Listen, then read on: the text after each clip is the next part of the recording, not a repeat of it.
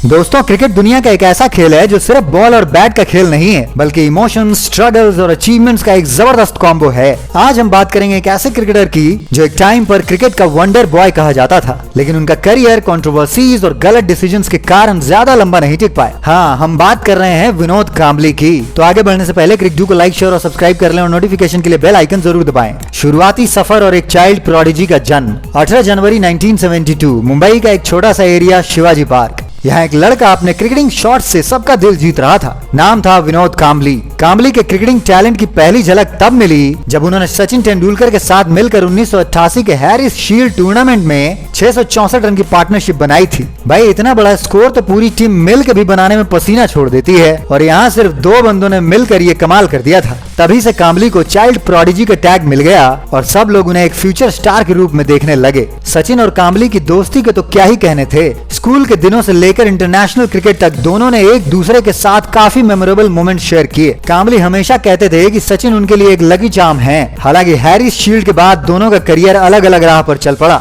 सचिन अपने डिसिप्लिन और फोकस के साथ एक लेजेंडरी क्रिकेटर बन गए, लेकिन कांबली का सफर इतना स्मूथ नहीं रहा। इंटरनेशनल क्रिकेट की शानदार एंट्री 1991 में कांबली ने इंडियन क्रिकेट टीम के लिए डेब्यू किया और अपने पहले ही सीरीज में सबको इम्प्रेस कर दिया। टेस्ट क्रिकेट में उन्होंने 17 टेस्ट मैचेस खेले और 1084 रन बनाए, और वो भी 54.2 के एवरेज के साथ। भाई, 54 का एवरेज किसी भी बैट्समैन का सपना होता है। उन्होंने back to back 2 double centuries भी मारी थी, जो इंडियन क्रिकेट के लिए एक बड़ा रिकॉर्ड था। वनडे इंटरनेशनल्स में भी उन्होंने काफी अच्छा परफॉर्म किया। 104 मैचेस में 2477 रन बनाए। एक टाइम था जब कांबली को नेक्स्ट बिग थिंग माना जा रहा था। उनकी फ्लैम्बॉयंट बैटिंग स्टाइल और कॉन्फिडेंस क्राउड का दिल जीत लेता था। कंट्रोवर्सीज और क्रिकेट का डाउनफॉल, लेकिन जहाँ भी सक्सेस होती है वहाँ कंट्रोवर्सीज भी साथ ही आती हैं। कांबली का करियर भी इससे अलग नहीं था। 1996 के वर्ल्ड कप सेमीफाइनल में उनका एक इमोशनल ब्रेकडाउन काफी फेमस हुआ था, जब इंडिया श्रीलंका से हार गई थी। इसके बाद उनका क्रिकेटिंग करियर धीरे धीरे गिरता ही चला गया।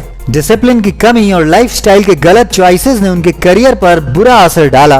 नाइट पार्टीज, ग्लैमर, दारू और लड़कियां, क्रिकेट के बजाय अपने फोकस को इन सब की ओर डाइवर्ट करना शायद उनके करियर के लिए सबसे बड़ा सेटबैक था। क्रिकेट एक्सपर्ट्स का मानना है कि अगर कांबली अपने टैलेंट को डिसिप्लिन के साथ चैनलाइज करते तो शायद आज उनका नाम सचिन के साथ ही बराबर लिया जाता। सचिन और कांबली के रिश्ते में दरार। सचिन और कांबली की दोस्ती भी समय के साथ बदल गई। कांबली ने एक बार मीडिया में बोला था कि सचिन ने उन्हें मुसीबत के समय सपोर्ट नहीं किया। ये बात काफी न्यूज में रही और फैंस के बीच मिक्स्ड रिएक्शंस भी आए, लेकिन सचिन ने कभी इस पर पब्लिकली कुछ भी नहीं कहा। दोस्ती में दरार की वजह शायद कांबली का एटीट्यूड और लाइफस्टाइल भी रहा होगा। तो आजकल कहाँ हैं कांबली? भाई, आज कांबली क्रिकेट से दूर हैं, लेकिन कंट्रोवर्सीज से नहीं। रीसेंट रिपोर्ट्स के मुताबिक उनकी फाइनेंशियल कंडीशन ठीक नहीं है और वो स्ट्रगल का सामना कर रहे हैं। मुंबई क्रिकेट एसोसिएशन ने उनकी हेल्प करने की कोशिश की, लेकिन एक वक्त का प्रोडिजी आज एक खाली जिंदगी जी रहा है। विनोद कांबली की कहानी एक लेसन है कि टैलेंट अपने आप में काफी नहीं होता।